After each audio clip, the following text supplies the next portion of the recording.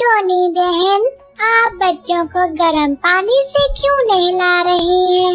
अभी तो इतनी ज्यादा ठंड नहीं आई। तुम्हें तो पता है रंगीली, बच्चे बहुत ही नाजुक होते हैं, इनको बहुत ही जल्द ठंड लग जाती है।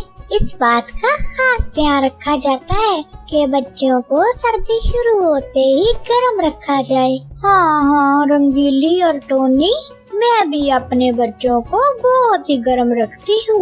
मेरा जग्गू बेटा बहुत ही नाजुक है, उसको तो जरा सी ठंडी हवा भी लग जाए तो बीमार पड़ जाता है।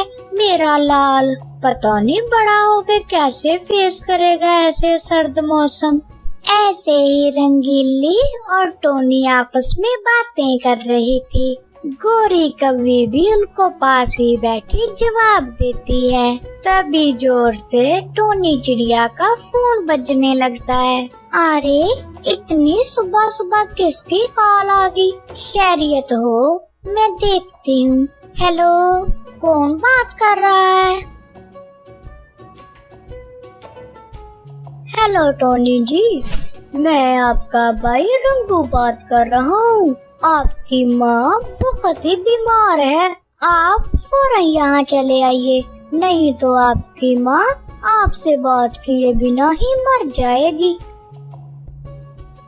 इतनी सी बात सुनी ही थी कि टोनी चिड़िया ने जोर जोर से रोना पीटना शुरू कर दिया। हाय मेरी माँ, हाय मेरी माता, मेरा तो उसके सिवा कोई सहारा नहीं है। हाय मेरी माँ, मुझे अभी जाना होगा। रंगीले, तुम मेरे बच्चों का ध्यान रखना, आखिर तुम भी इनकी खाला लगती हो।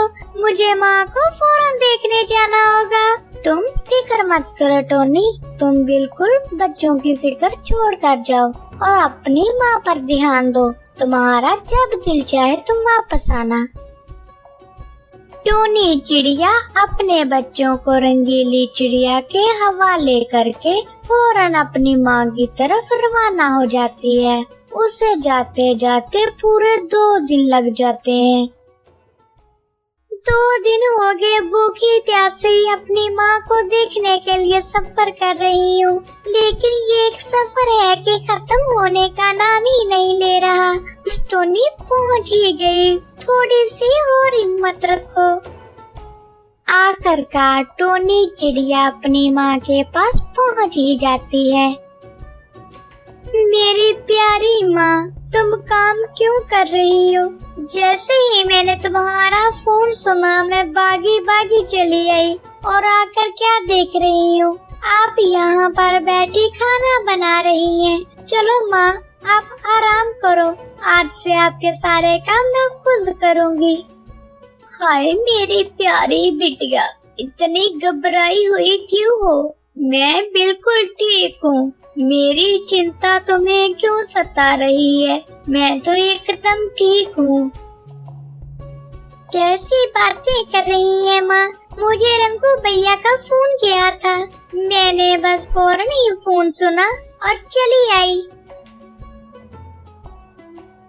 नहीं टोनी बेटा, तुम्हारे रंगू भैया का फोन चोरी हो गया है। तुम्हारे भैया ने तुम्हें कोई कॉल नहीं की, ये जरूर किसी की शरारत होगी।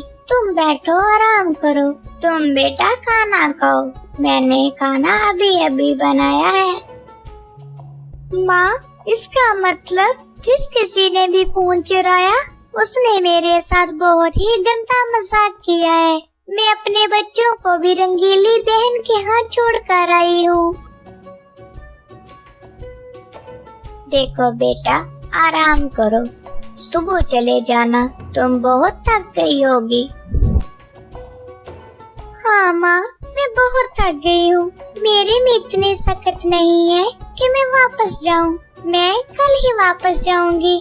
आज मैं बस आराम करूँगी और आपको देखकर मुझे बहुत ही सुकून मिला है। टोनी चिड़िया बहुत ही परेशान हो गई कि आखिरकार उसके साथ ऐसा गंदा मजाक किसने किया। वो बहुत ही सोच विचार में पड़ गई। दूसरी तरफ पूरे 2 दिन हो गए हैं टोनी बेचारे की माँ का पता नहीं क्या हाल होगा, अभी तक कोई खबर नहीं आई। रंगीली, तुम्हें कुछ पता है क्या? हाँ कवि बहन, मुझे टोनी बहन का फोन आया था। वो बता रही थी कि उनके साथ ये किसी ने बहुत ही बुरा मजाक किया है। उनकी माँ बिल्कुल ठीक है। हाय, ये कैसा दौर आ गया, लोग कैसा कैसा घटिया मजाक करते हैं। चलो, हमें क्या। मम्मा मम्मा, मैंने आपसे एक बात करनी है, आप जरा घर के अंदर आइए। हाँ जग्गू बेटा, क्या बात करनी है मेरे लाल ने? टोनी आंटी के साथ मैंने मजाक किया है, उनको मैंने फोन किया था। बाबा जो कल रात चोरी का सामान लाए थे, उनमें टोनी आंटी के भाई का फोन भी है, जिससे मुझे टोनी आंटी का नाम लिखा मिला। तो मुझे शरारत सूझी, मैंने मम्मा टोनी आंटी को कॉल कर दी। अरे जग्गू बेटा, ये तुमने क्या कर दिया? अरे मुझे भी बहुत मजा आया सुन के, लेकिन अब दोबारा फोन मत करना, नहीं तो उनको शक हो जाएगा। मेरा प्यारा राजा बेटा, चलो जल्दी से खाना खा लो। गोरी कौवी अपने जग्गू बेटे को समझाने की बजाय उसे बहुत ही ज्यादा अप्रिशिएट करती है।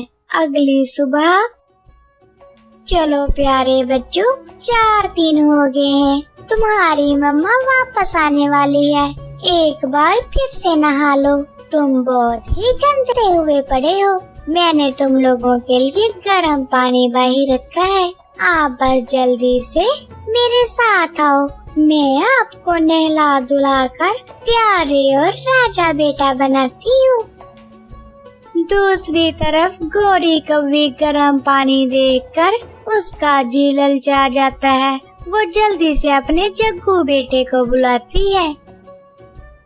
जग्गू, ओ मेरे लाल, इधर आओ, मेरी बात सुनो, जल्दी आओ जग्गू बेटा। हाँ मम्मा, क्यों इतना शोर मचा रही हो? मेरी अभी तक अच्छे से नींद पूरी नहीं हुई, आपने मुझे बुलाना शुरू कर दिया, मैं फिर से सोने जा रहा हूँ मम्मा।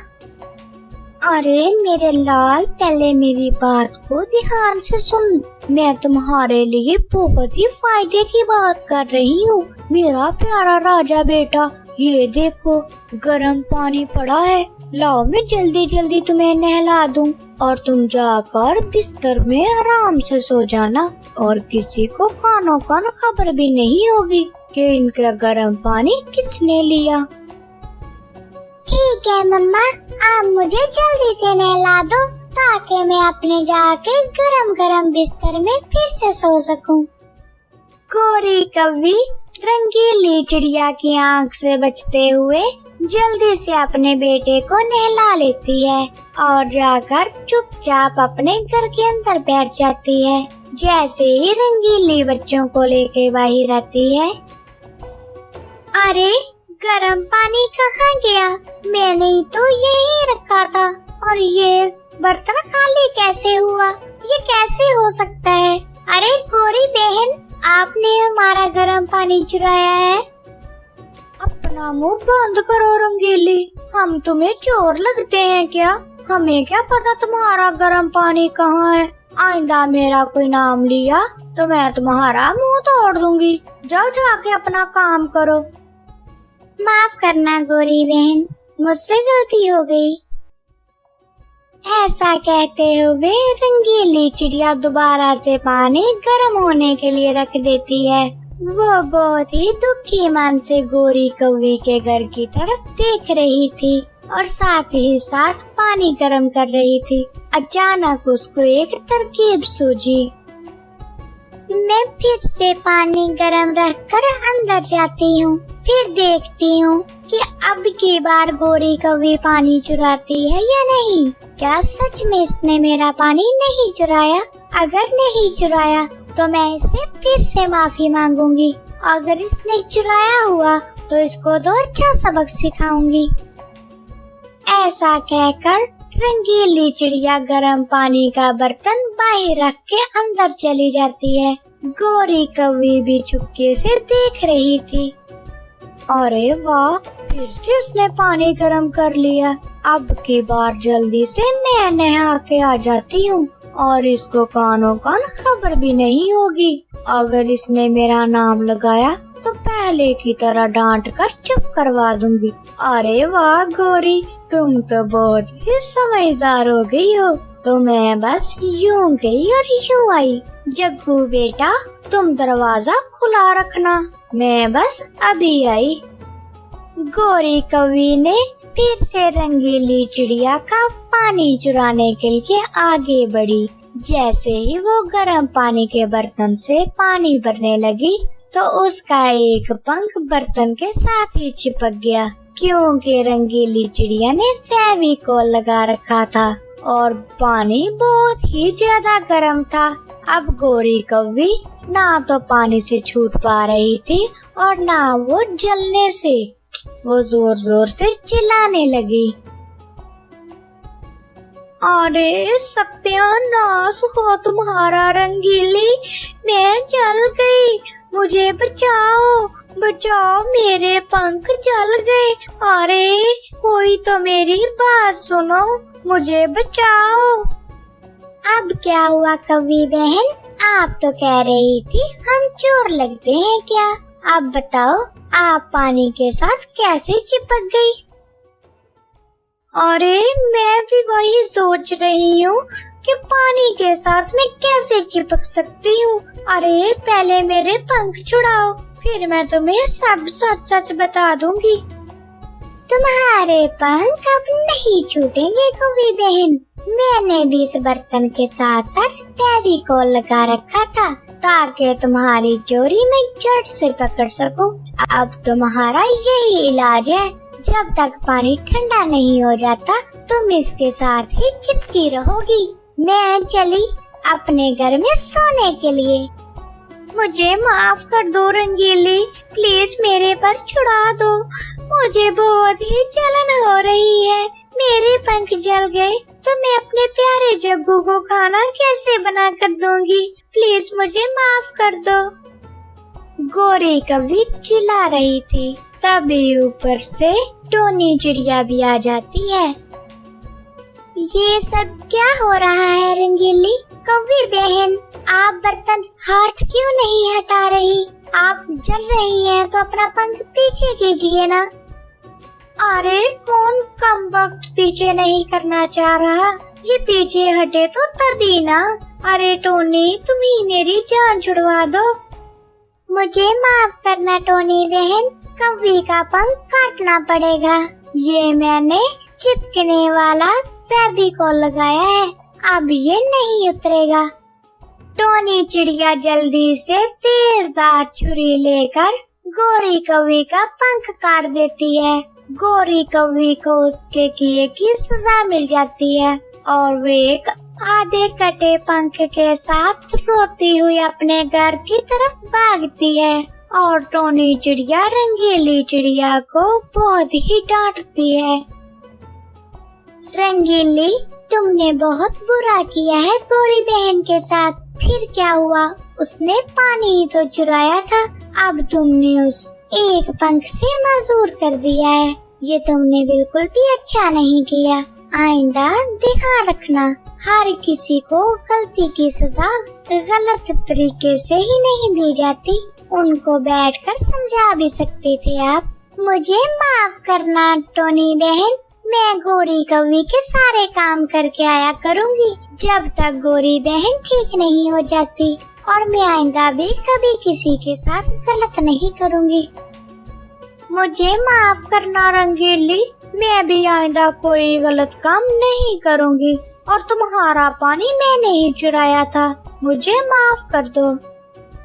दोनों अपनी अपनी गलती मान लेती हैं, तभी टोनी बहुत खुश होती है और वो सब मिलकर अब हंसी खुशी रहने लगे।